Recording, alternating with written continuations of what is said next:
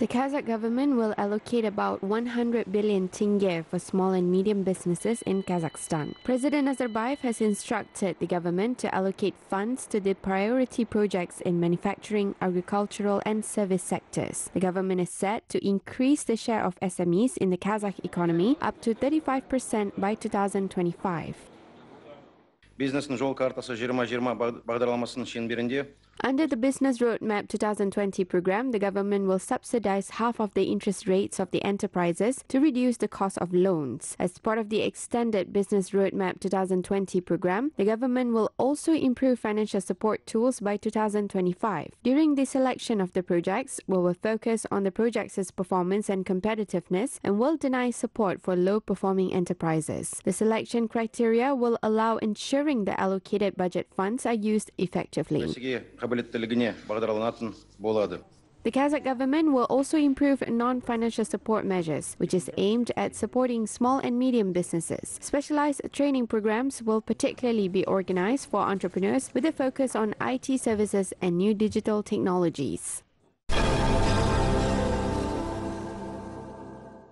Kazakhstan automotive industry saw a stable growth last year with an 80% production increase. Experts say that the high performance is the result of active digitization of the sector. The automotive industry is one of the most high-tech sectors in the country's industrial production. Some of the local car assembly plants have equipment that are not available in other CIS countries.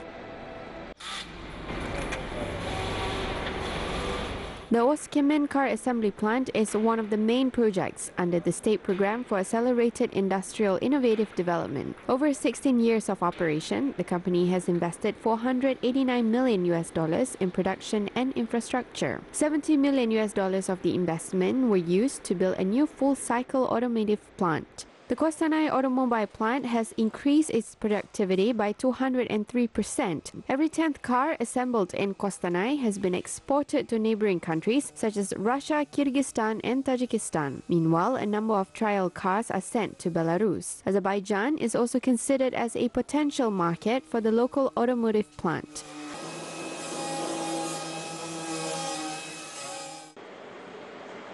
In the last 7 years, the production volumes of the car wheels have been increased by 2.5 times. Kazakh automotive manufacturers produce agricultural machinery and equipment, as well as trucks and buses. The latter are manufactured in Semey. About 500 buses are planned to be produced by year end.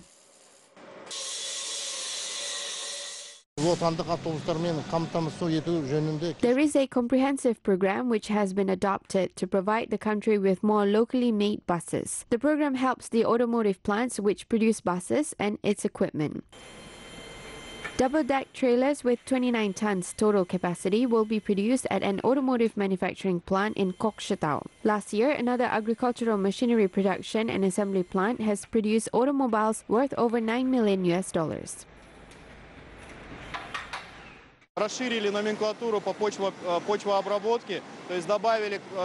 New types of tillage have been added to our production. The range of plows and harrows has also been increased. In addition, we have worked with our Russian partners and launched the drill production that will be high in demand this spring.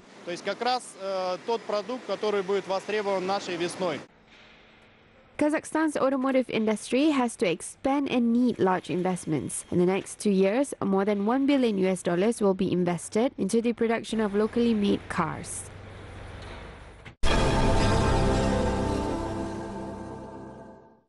A new deep processing grain factory will be commissioned in one of the districts in Akmola region in the near future. The enterprise will manufacture 4 types of grains and oat flakes. Investors spent a total of 2.6 billion tenge to launch the factory. В текущем году мы в феврале месяце планируем запуск крупозавода. In February of this year, we are planning to launch a grain factory with a capacity of 18,000 tons of grains per year. We will produce grains such as crushed barley, pearl barley, wheat, oatmeal and oat flakes and other grain flakes. The construction works are completed and the factory staff is preparing for the commissioning. The factory workers are aided by German and Czech specialists. The enterprise management is planning to launch a child nutrition production line and install the packaging equipment. Линейка, конечно, будет расширяться дальше со временем. The line will be expanded in the future. We are planning to sell our output in the Central Asian countries and Russia. В республиках Средней Азии, России. 65% of the district's grain yield will be processed locally. A milling facility with a capacity of 500 tons of products per day will also be opened in the district.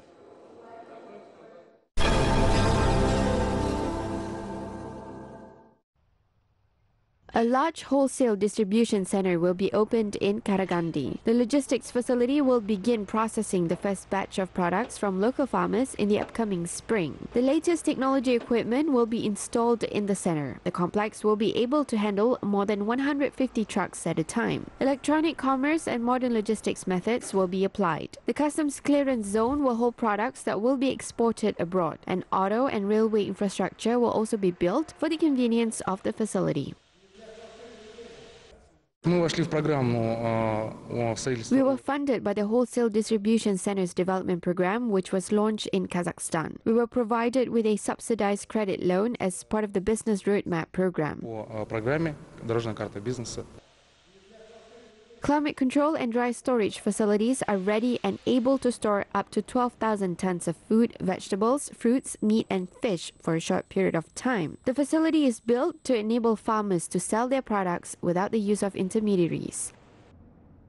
Если сейчас в пиковый сезон фуры заходят в Караганду, Farmers sell their products to large wholesalers in Karagandi, who in turn sell the goods to medium wholesale companies, who then distribute the products among retailers. In our center, wholesalers of any capacity will have the opportunity to sell their products both to retail and wholesale buyers.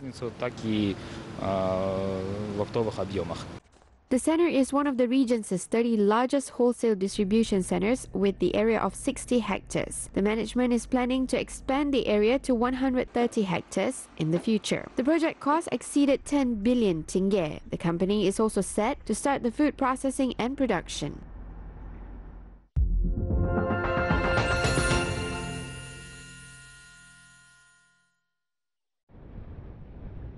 The Trail of Nomads expedition members continue to study the heritage of ancient Mamluks Kipchak Turks in the Middle East. The team had been to Israel and Palestine for the research. They visited the tomb of Prophet Musa, which is located at the Judean desert. In the 13th century, Sultan Baybars visited the burial site and ordered his men to build a large complex around the tomb. Musa пайғамбардың жатқан жері Ерихон қаласынан бір енді 5-6 шақырым жер. The tomb of Prophet Musa is located 5 to 6 kilometers away from the north of Jericho city and 15 kilometers away from the east of Jerusalem. Sultan Baybars wanted people to visit and pray at the burial site. Therefore, he ordered a large-scale construction of a complex there, specifically for pilgrims. Басына белгі қойып, мавзолей салып, қорған салып, сондай құрылыс жүргізуге бұйрық береді. The Tower of David, also known as Jerusalem Citadel, was built in the 2nd century BC. The medieval fortress was repeatedly destroyed and rebuilt. The Mamluks built a new tower at the area during their reign. However, the tower is unfortunately destroyed and only its foundation is preserved. Қазір біздің тұрған жеріміз Дауд пайғамбардың қорғаны. Now we are in a very ancient building, the Citadel of David. This place has become a big museum. Үлкен мұражай қылып қазір туристерге дайындаған. One of the rooms in the citadel is known worldwide. Leonardo da Vinci even drew it. According to legend, the famous Last Supper took place in the room. Historians say that the Mamluks might have reconstructed the premises. The expedition members visited significant shrines in Israel and Palestine in order to find traces of the dish Kipchak origin.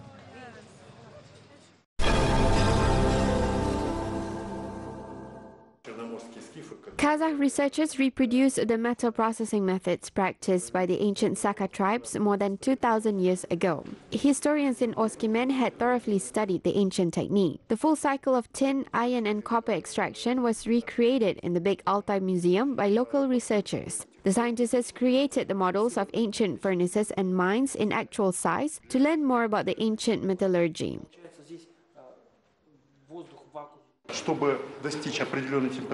To reach a certain melting temperature, we had to create a device which would pressurize the air. In this case, we used a ceramic jar with a stretch membrane. The items reproduced in Woskimen were created exclusively based on scientific facts and measurements. Historian Amantai Jacques Silikov believes that such plain devices laid a foundation for the development of the nomadic culture. The invention of metallurgy was a significant breakthrough for the humanity. This development allowed the ancient people to improve weapons and work tools which were critical for horse domestication because it is impossible to tame the animals without a metal bridle. The majority of gold exhibits from the Saka burial sites were built into the animal design and serve as evidences of the outstanding skills of the ancient people. The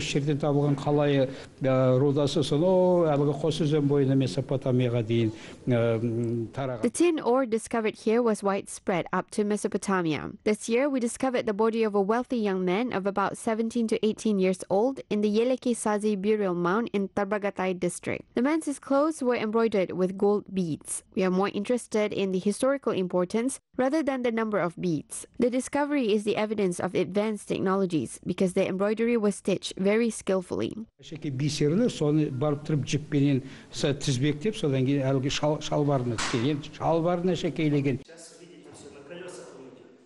This year, scientists in Western Kazakhstan will continue searching for new artifacts. The ancient burial sites will be identified with the help of new technologies which would preserve the mounds intact. The contents of the 5 burial mounds in the Yeleke Sazi Valley will be scanned with ground-penetrating radar.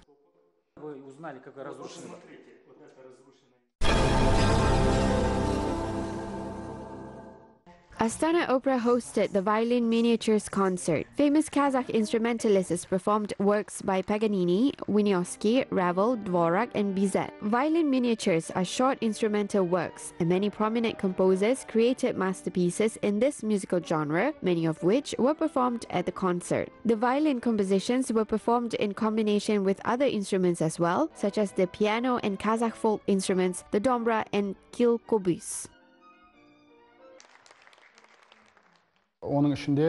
We included adaptations of instrumental kuis in the concert program. We performed compositions by Kurmangadze, Tatimbet, and Jaim. As a result, we presented a unique combination of folk music and classical compositions.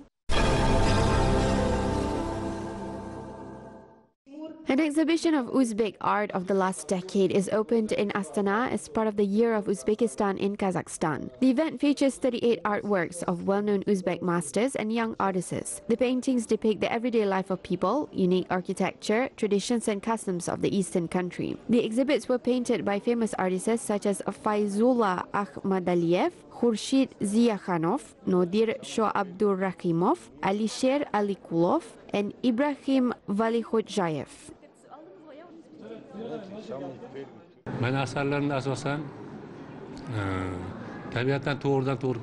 Every artist has his or her own style. I do not draw something based on what it is exactly because I believe in creating symbolism. Each artist should have his or her own signature. I use my imagination and I convey my message or my point of view through art. The artists believe that any object from the environment can be turned into an object of fine art. Skilled artists will be able to see abstract meanings behind every object. Uzbek photographers also adhere to the same perception. They presented more than 100 photographs at the Contemporary Uzbekistan exhibition. The images allow viewers to feel as if they are in Uzbekistan. I'm an Uzbek. I was born and grew up in Kazakhstan. Visitors can become acquainted with the nature and architecture of Uzbekistan at this exhibition. I'm very glad to be here because I have been to Uzbekistan only for a couple of times. Residents and guests of the capital can visit the unique Contemporary Uzbekistan exhibition until the end of February.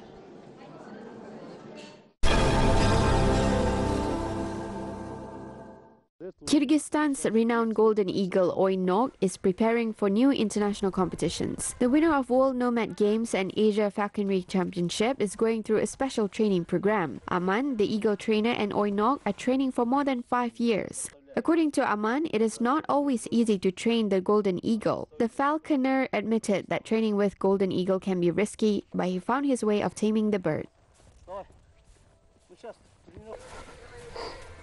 The The most important thing is that the eagle must trust its trainer so that it will not fear him and do not run away, because there are some eagles that can attack. Aman has earned Oinox's trust. The golden eagle skillfully attacked a stuffed wolf after receiving certain command from its trainer. As soon as Oinox catches the prey, it waits for its trainer to give another command. Aman and the eagle trains every day for the upcoming competitions, and the trainer teaches his eagle new tricks and moves.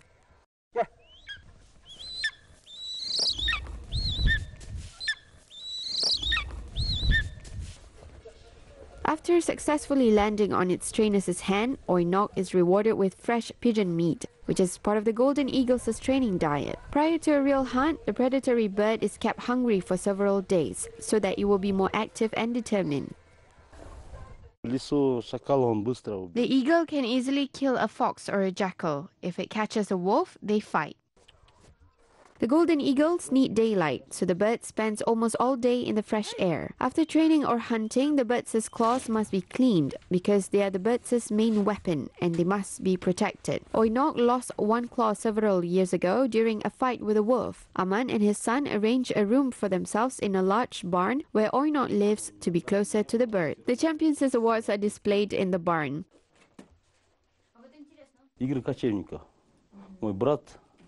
My brother won the first place at the World Nomad Games. We also won at the Asian Falconry Championship. Oinox would be just as proud without the awards because these birds are dignified.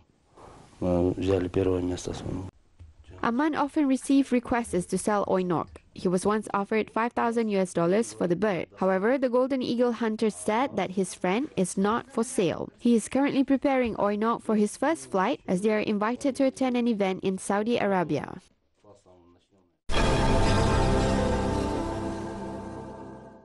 Traditional spring festive rites of Kazakh horse breeders, such as the first kumis sharing, tethering mares, and adjoining a stallion in herds, have been included into the UNESCO Cultural Heritage List. In Mauritius, a project dedicated to the annual holiday was presented at the 13th meeting of the Intergovernmental Committee for the Safeguarding of the Intangible Cultural Heritage. Там присутствовало 127 государств, более 40 проектов.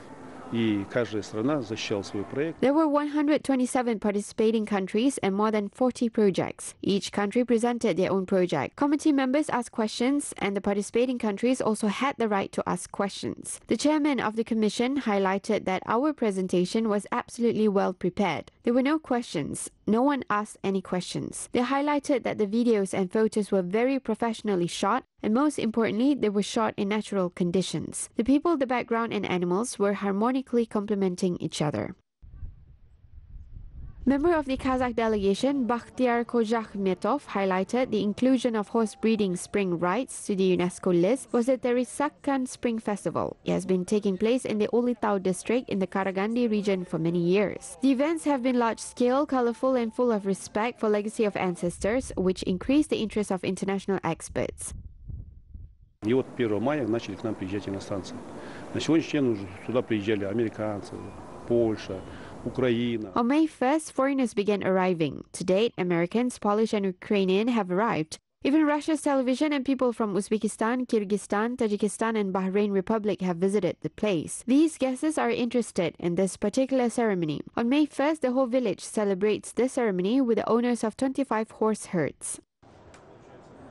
The expert says that a close spiritual connection of a people with these noble animals is an integral element of culture and identity of Kazakhs. This has been clearly reflected in the article of the head of state, 7 Facets of the Great Steppe. The inclusion of traditional Kazakh horse ceremonies into the UNESCO list speaks of international recognition of the culture's significance. This will also be the impetus for continuation of comprehensive work, not only to popularize them, but also to preserve them for future generations.